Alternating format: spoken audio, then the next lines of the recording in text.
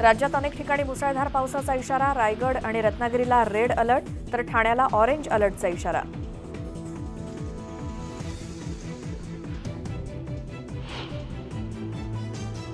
जळगाव, चोपडा आणि अमळनेरला अतिवृष्टीमुळे मोठा फटका। शेतामध्ये गुडघ्याभर इतकं पाणी, शेकडो हेक्टरवरील पिकं पाण्याखाली।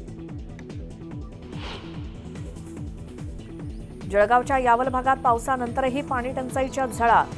आसराबारी पाड्यावर पिण्याच्या पाण्यासाठी वणवण।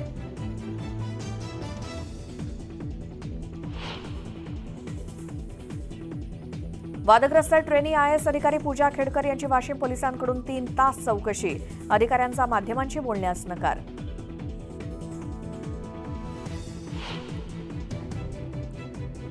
राष्ट्रवादी पक्ष आणि चिन्ह कुणाचं? सर्वोच्च न्यायालयात आज सुनावणीची शक्यता।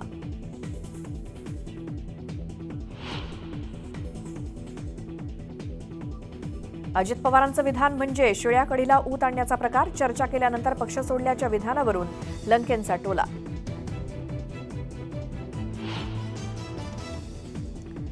MIMचं मिशन विदर्भ विधानसभेत 20 जागा लढण्याच्या तयारीत। ओवेसींनी घेतलेल्या बैठकीत निर्णय।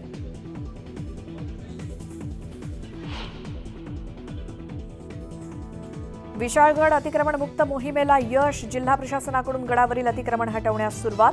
पहिल्या दिवशी 70 अतिक्रमणं काढली।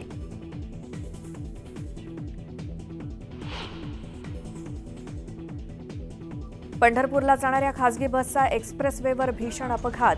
5 जणांचा मृत्यू, 49 जण जखमी। काहींची प्रकृती चिंताजनक।